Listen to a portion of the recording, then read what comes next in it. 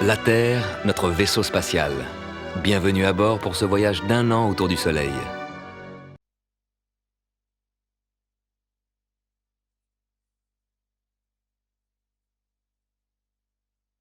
Les éclipses de la Lune se produisent 2 semaines avant ou après les éclipses du Soleil.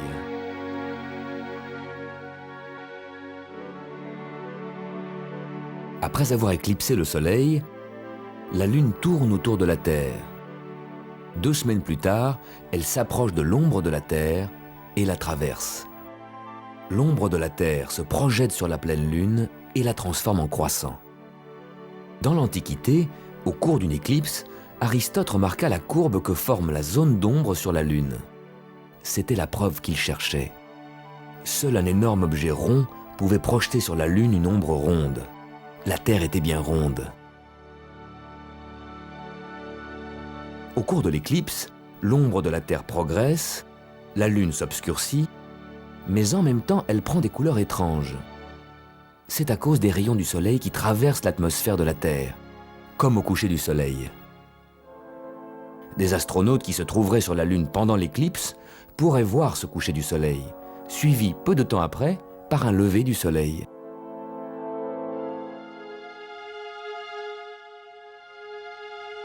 La prochaine pleine Lune ne traversera pas l'ombre de la Terre. La Lune passera un peu au-dessus. Il n'y a que 2 éclipses de Lune par an. La prochaine, dans 6 mois. Le 20 mars, c'était le début du printemps. Parfois, le printemps commence le 21 mars, et non pas le 20. Pourquoi ce retard? Le 20 mars à midi, la Terre est arrivée au point printemps. Mais comme sa rotation journalière n'est pas synchronisée avec son grand périple annuel, voilà ce qui se passera 1 an plus tard. Le 20 mars à midi, la Terre ne sera pas encore arrivée au point printemps. Il lui manquera 6 heures. La Terre arrivera au point printemps à 18 heures. Le printemps ne commencera officiellement que le soir à 18 heures.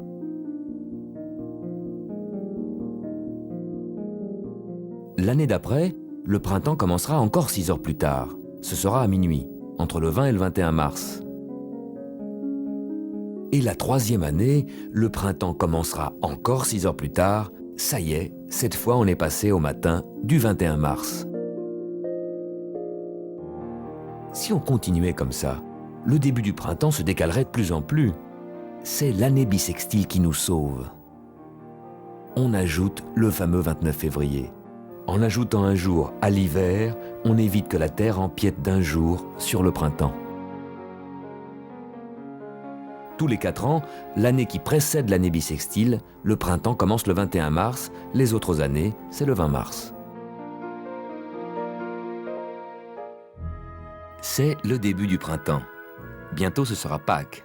Mais chaque année, la date de Pâques est différente. La tradition chrétienne a posé 3 conditions.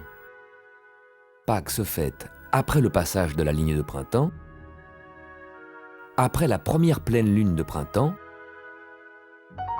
toujours le dimanche. Ce sont les caprices du couple Terre-Lune qui déterminent la date de Pâques.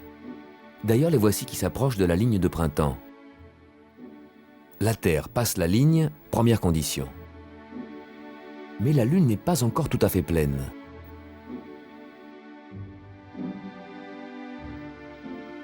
Quatre jours plus tard, c'est la pleine Lune, 2e condition.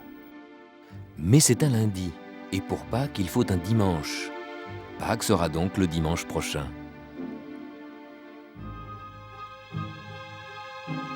Une autre année, quand le couple Terre-Lune traverse la ligne de printemps, la Lune n'est que demi-lune. Cette position va donner une Pâques assez tardive. La Lune devra presque faire un tour complet pour être pleine. Ça va prendre 3 semaines. Oui, mais là, c'est un samedi. Ça va aller vite car le lendemain, c'est un dimanche, c'est Pâques. Toujours le dimanche après la première pleine lune de printemps.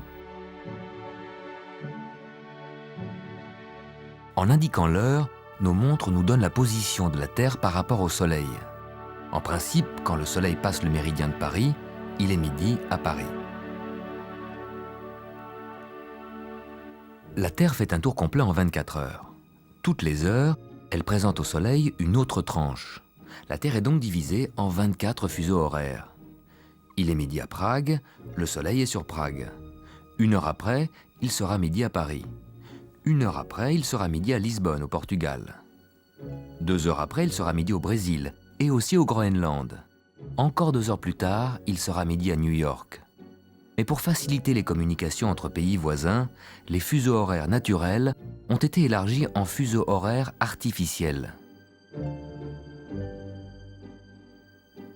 Madrid et Prague se retrouvent dans le même fuseau horaire alors qu'ils sont distants de 2000 km. À midi, le Soleil passe le méridien de Prague, où les horloges indiquent midi. Tout est normal. Mais le Soleil met 1 heure pour arriver sur le méridien de Paris. Et là, les montres des Parisiens n'indiquent pas midi, mais presque 13 heures, l'heure de Prague. Les Français vivent à l'heure de Prague. Ce week-end, dans la nuit de samedi à dimanche, on passe en heure d'été. On va avancer nos montres d'1 heure.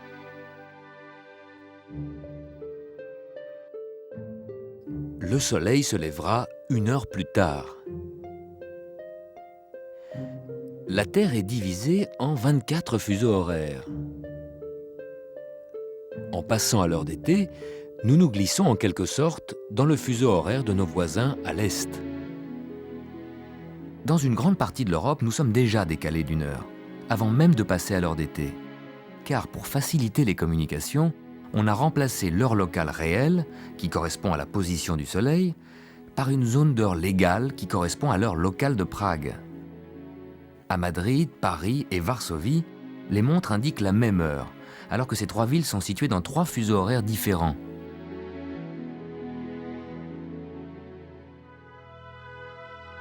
En réglant nos montres sur l'heure d'été, nos horaires vont se décaler d'1 heure de plus vers l'Est. Les Anglais vivront à l'heure de Prague, les Parisiens à l'heure d'Istanbul. Le Soleil passera le méridien d'Istanbul à midi pile, et quand le Soleil arrivera sur Paris, il sera 14 heures, l'heure d'Istanbul. La Terre n'aura rien changé à sa rotation, tout ce qui change, c'est notre manière de gérer le temps.